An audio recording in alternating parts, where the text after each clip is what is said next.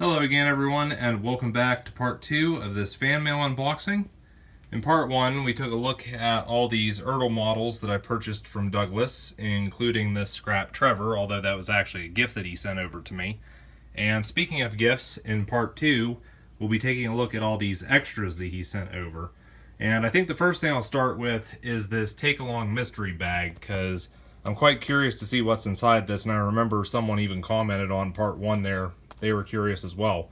So let's get into it.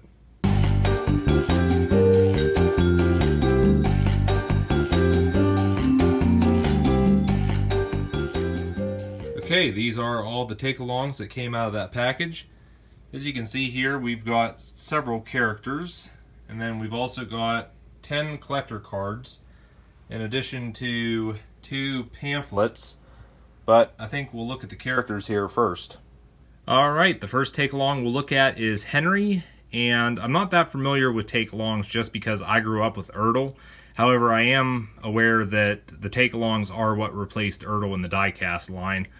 But looking at Henry here, condition I'd have to say is actually pretty good. Other than paint chipping, there's nothing broken off or missing from this. And really, these Takealongs, they were built like tanks, because unlike the ERTL range, they were designed more as a toy rather than a collectible. You didn't have the couplers breaking or the wheels failing or anything like that. And, you know, I did like how the Takealong range was a little more simple, I guess. But you can see that, yeah, they're knocked back on detail quite a bit. They do have a little bit of firebox detail and such in the cab. And I don't know, it's kind of funny. A lot of people, myself included, were against Takealong in its early years just because it replaced ERTL and it didn't look as great. But it's like, it's funny now. You look back 20 years ago when this stuff came out and you just think to yourself like, wow, this looks pretty good compared to what we have now. But yeah, I'm definitely impressed with this Henry, and I'll actually be adding it to the small Takealong collection I have. I'll reach over and grab Gordon and we'll look at him next. And I think condition on this is pretty much the same as it was with Henry. The paint might be a little bit better, but nothing's broken or missing from this either. One thing I do have to say with the Takealongs is I do feel that the detachable tenders were kind of a disadvantage. Not really if you were to go out and buy these at the time, but like now, if you were to get one of these secondhand, in a lot of cases you find that the tender engines are basically missing their tenders because, you know, they go missing and all you got left is the engine.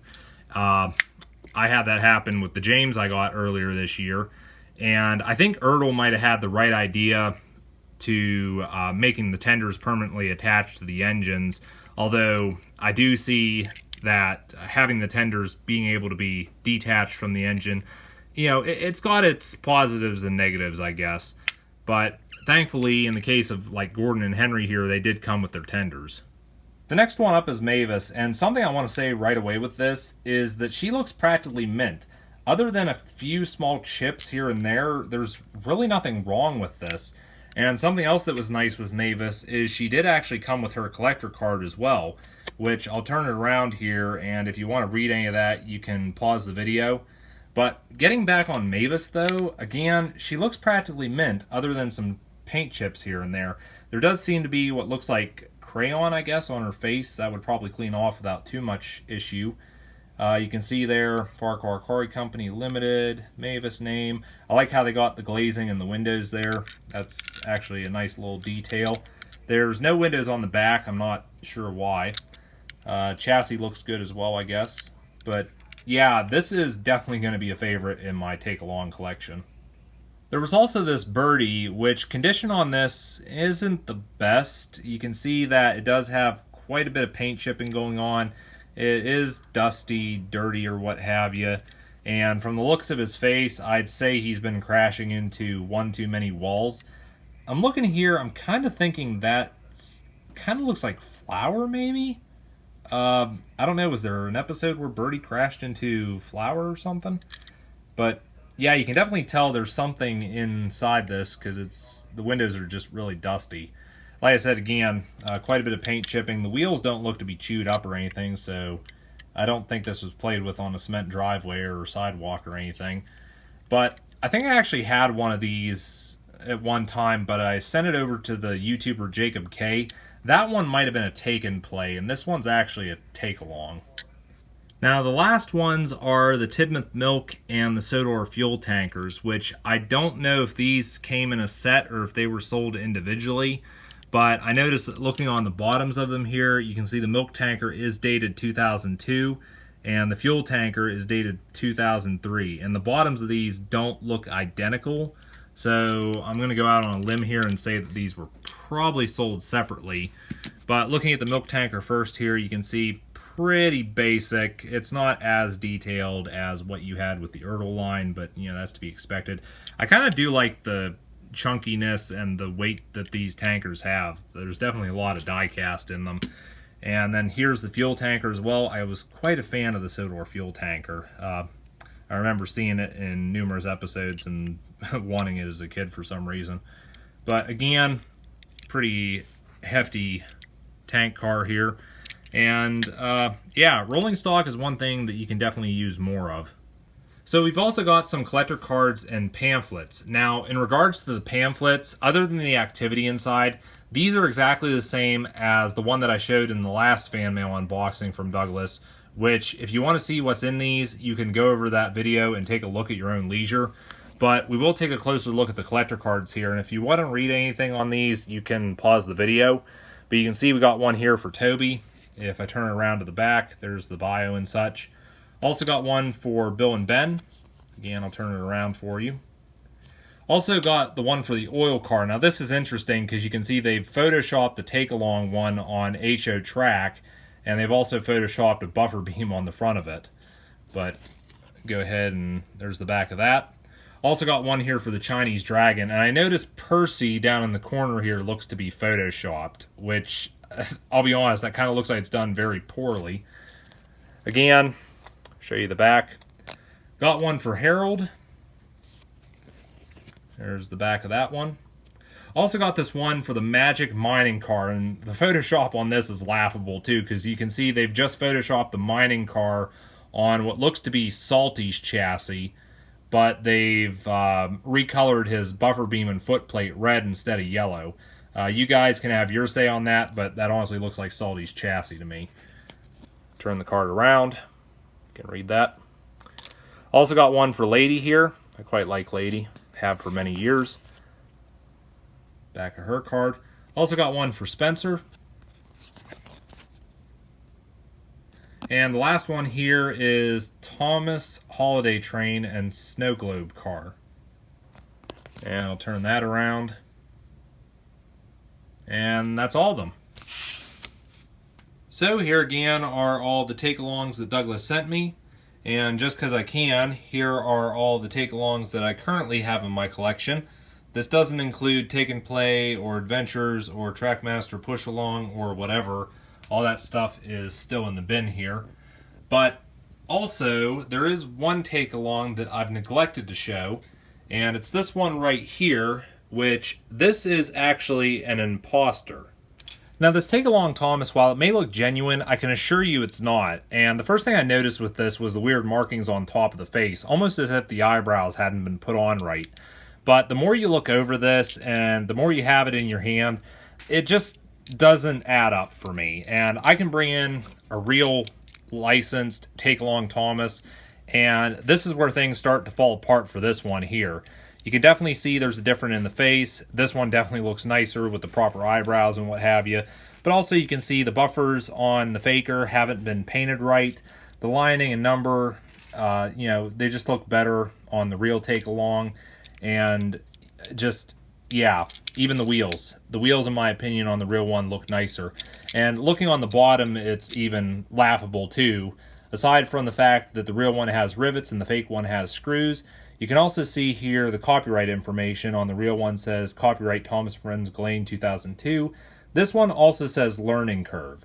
Now the fake one also has the copyright information, although it has learning curve.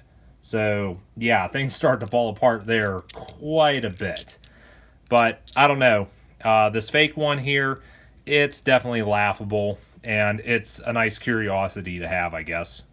Douglas also sent these two Capsule Plarail characters, being Emily and Cranky, And these are like a miniaturized version, I guess, of the Tomy toys.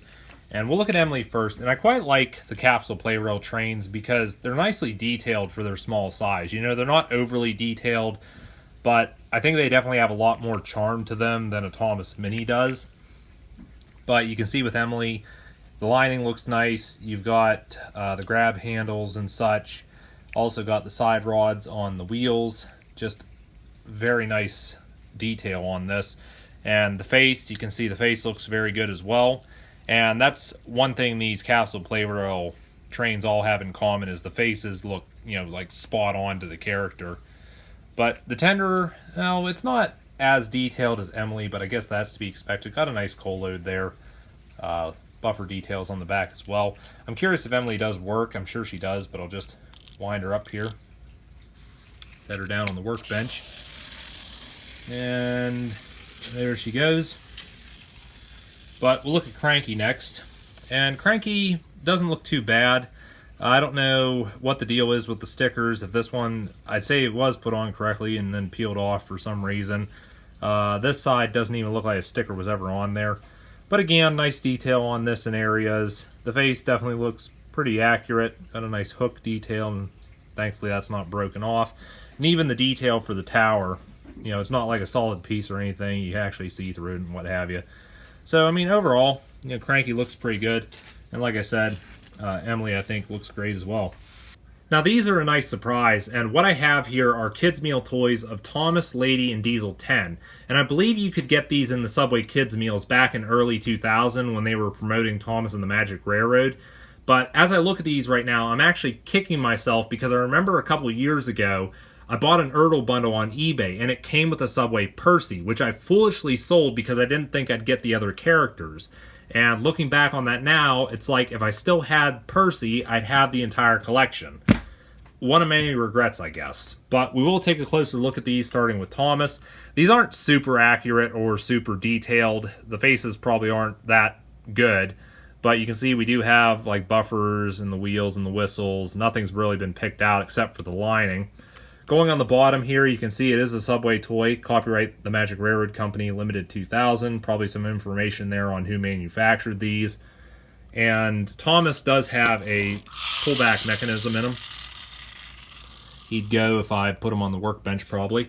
Then there's also Lady, and it's funny, I've actually had a couple Ladies, actually had a couple Thomases too, but I remember I was buying Ladies just to pull the faces off for projects. Quite like the look of Lady with the gold and such. The wheels look nice, also got the name there.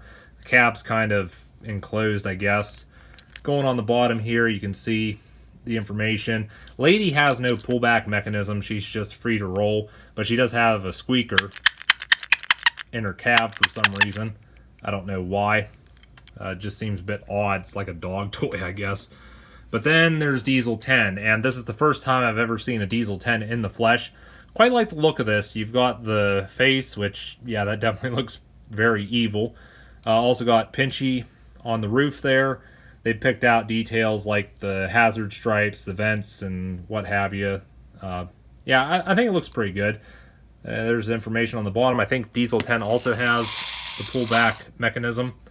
But yeah, I quite like these. Like I said, though, it's just a shame that I got rid of that Percy that I had years ago. If I still had that, I'd have all the characters.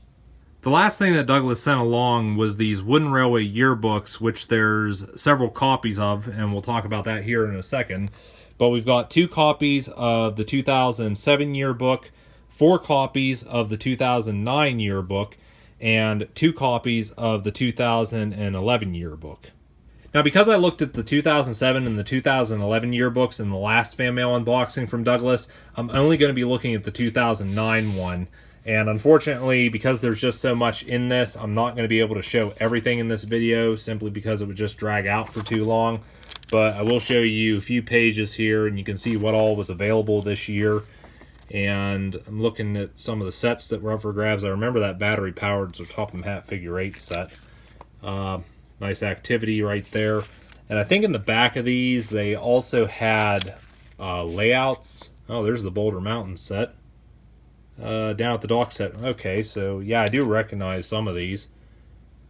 But yeah, going on the back here, real quick. Yeah, there we go. There's the layouts and such that you can make. And if I just go back, yeah, there's more here as well. But yeah, so it's nice to have a 2009 yearbook.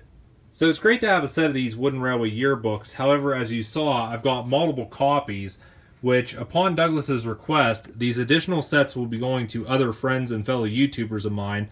The first set will be going to Captain Rolls, the second set will be going to NZR Doing, and the third set will be going to Terrence the Tractor 525. So if any of you guys are watching right now, these are a gift from Douglas to you, so feel free to head over and give him a thank you for his generosity.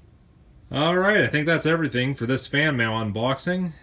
Took quite a bit of time to look at all this stuff, but got there in the end. Just a quick recap. In part 1, we looked at all the ERTL items that Douglas sold to me. Of course, he threw in a couple extras. I know this Scrap Trevor here was one of them. Also gifted me these Takealong items, including this knockoff Thomas right there. Also threw in some Capsule Plarail pieces and the Subway Kids Meal Thomas and the Magic Railroad characters. And then lastly, these Wooden Railway yearbooks, which we just looked at. And I'm sure the other guys will appreciate getting their copies, which I think I'll probably give them to him here in a few weeks when we meet up. But yeah, before I sign off, big thank you to Douglas for all these great items. Your continued support and viewership is very much appreciative.